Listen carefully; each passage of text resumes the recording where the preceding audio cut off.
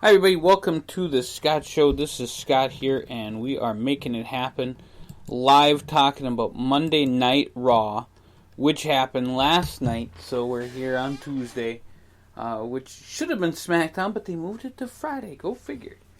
Alright, so we are here on Tuesday the 8th, talking what happened yesterday on the 7th on Monday Night Raw. So first of all, I have to start with the idea of how weird it was to see the start of the show being all about Rusev and Lana and not The Fiend and Seth Rollins. I think that they took to heart what happened at the pay-per-view, all the boos and everything, and started it with the whole Rusev thing. Now, it did equal out since Rusev was in the ring, and that's the first thing they started with. But it seemed to me very weird that they would go to that storyline instead of the main storyline for your main title. It just was awkward. But we did have Rusev come out or get beat up by Corbin and Orton. Team Hogan versus Team Flair. They're definitely setting up this what's supposed to be 5-on-5 match. I hope that something good happens out of it. But I don't know right now. They're probably gonna put over Hogan. So who knows? It's Crown Jewel. It's the 31st. It's on I think it's on a Thursday. So just kind of is what it is, folks. We'll go with it there. But Rusev gets interrupted by Bobby Lashley, who's at Rusev's house. And then they got Rusev's wife there, Lana, and it just becomes a whole pile of crap. Rusev does show a little bit of fire. I wouldn't be surprised with WWE if they turn this into a thing where Bobby and Lana were trying to give Rusev a, punch in the gut and say, hey, you need to start showing your fire. That might be kind of cool. But this whole other thing with, I'm not a fan. I'm not a fan of the whole thing. I did hear somebody say, it's total Attitude Era stuff, and it is. I'm just not a fan of it. I don't like it. But we did get to the last woman standing match, Natalya versus Lacey Evans. And Lacey Evans, she is the queen jobber to the stars, apparently, since she lost this feud and her feud with Becky Lynch. So Natalya defeated Lacey Evans by powerbombing her through or over the stage to a table. Of course, she ain't going to get up from that. If you did, then you're even better than The Fiend at this point. But Lacey Evans did not get up from that, and Natalya wins the match and gets the victory. There you go. So in a non-title match, we had the Viking Raiders against Dolph Ziggler and Bobby Roode. Good match. The Viking Raiders ended up winning the match with the Viking Experience. It was not for the tag team titles, so they did set that up for next week, which is the draft. I would not be surprised to see the Viking Raiders win this, so they have an actual good tag team as the champions, and then have Roode and Ziggler move on to bigger and better things on SmackDown, or split them up, or however you want to do it. I would be cool with that. I would be cool with that. I want to see Robert Roode or Bobby Roode go on and do amazing things. And Dolph will be Dolph. His contract is just weird. So the next match was a 2-on-1 handicap match between Aleister Black and the Singh Brothers. The Singh Brothers came out, and I swear to God, I walked in the room, I'm like, oh, the Shining Stars are back. And then I realized that it's the Singh Brothers, because the first thing I saw was them dressed up in their new outfits, and it was weird, and I couldn't see the TV from that far away. I just had two brothers, and I'm like, oh, the Shining Stars. But it's not. It's the Singh Brothers, and they got absolutely demolished in 1 minute and 6 seconds by Aleister Black. One of them ran into Black and he hit him with the kick and just knocked him in the next Tuesday. Which will get him to no wrestling, by the way, just saying. So anyway, Aleister Black wins the match, and he looked good. I think it was a good push for him. We'll see what happens after the draft is done, where Aleister Black goes. And I would love to see him join a feud for a title. I wouldn't have mind seeing him go back to the NXT. Just saying. 6-man tag team match, the OC and the Lucha House Party. So I gotta say, when you have Luke Gallows, who is a big dude, probably 300 pounds, Carl Anderson, who's a good 250, AJ Styles, the best in the world at what he does, and I'm not taking that away from Rollins or Jericho or Omega or anybody else that says they're the best in the world, but AJ is the most phenomenal wrestler out there. Gotta say that. He is the most phenomenal wrestler out there. And you're facing off, and I don't mind the Lucha House Party. I think that it's a cool gimmick. It's Mexicool's 2.0 at this point, but I'm not going to put them against the OC and expect the Lucha House Party to win.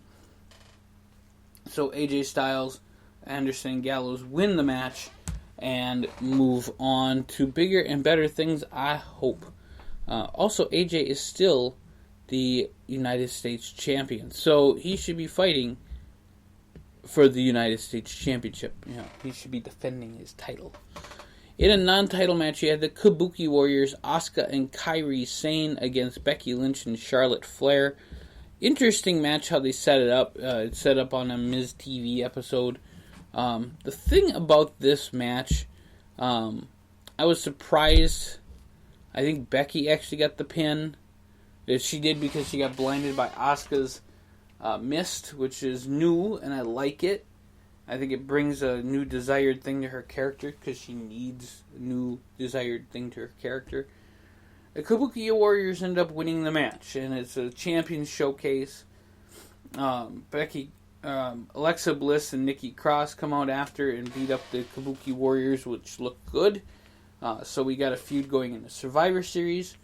And then I honestly think the draft is going to switch Sasha and Bayley to other brands.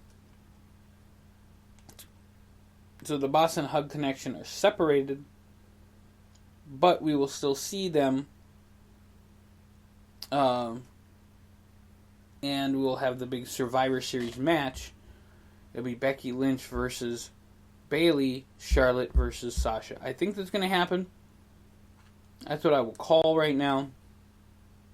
And if it doesn't happen, then they're just going to team Sasha and Bayley together and put both of them on the same brand and let them go after the tag team titles. So that might happen too. And for the singles match, the actual main event, and then we had a non-wrestling main event.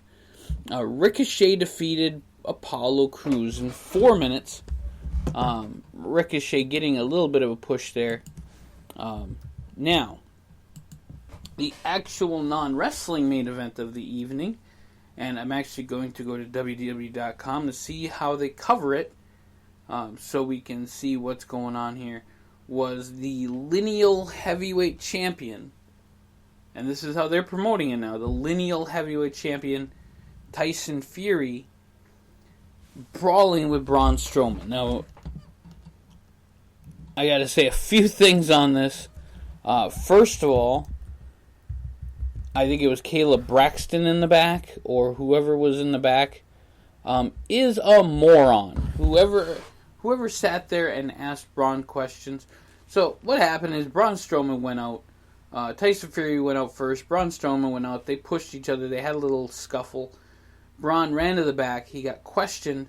And the question is like, are you going to apologize? Are you going to do this? Are you going to do that? And they were the dumbest questions on the planet.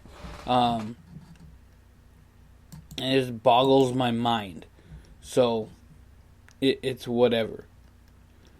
Now, because of that, Braun ran back into the ring and started going after Tyson Fury again. They had another pull apart. They had every wrestler known to man and some known to monkeys out there. It was great. I personally loved it. But the questions were so dumb. Why? I don't get it. Why in the world that even happened? I don't understand. So, yeah, I'm just not gonna understand. So now, lineal heavyweight champion, like I said, according to WWE, I am actually looking on different sites here. So Tyson Fury is looks like it doesn't look like he has any of them right now. So I'm a little confused on their push for saying he is the heavyweight champion of the world. And, whatever. WWE can always make up their own minds and do their own thing. But it's still Tyson Fury, Braun Strowman. It looks like that's going to Saudi Arabia. They're setting up Saudi Arabia right now, but for the women, they're going to be setting up the Survivor Series pay-per-view. And then, of course, they'll probably set up Survivor Series. It looks like it said that it was The Fiend against Seth Rollins for the WWE Universal title. It might not be anymore. So I'm interested where that's going to go. But Seth Rollins is, I hate to say this, Seth, you're dead to me. You're just a non-champion at this point. It's just, it's done. It's just not cool anymore. The whole burn it down thing. You burned down the wrong she shed. You burned down Cheryl she shed. Because you ruined the Fiend for everybody. So hopefully we will see a Firefly Funhouse either on SmackDown or on Raw. And we'll just go from there. We'll see what happens. This Friday night on SmackDown, the first day of the draft. It will be very interesting to see who goes to SmackDown and who stays on Raw.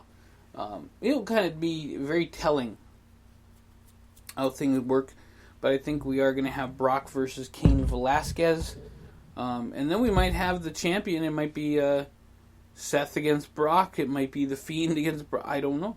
I don't know what they're going to do, but I'm interested. I will still be watching Monday Night Raw and SmackDown for you guys here on the show. We'll see you here real soon on the ScottShow.com. Check us out. We got lots of really cool things coming up. We'll see you soon. Enjoy the rest of your day.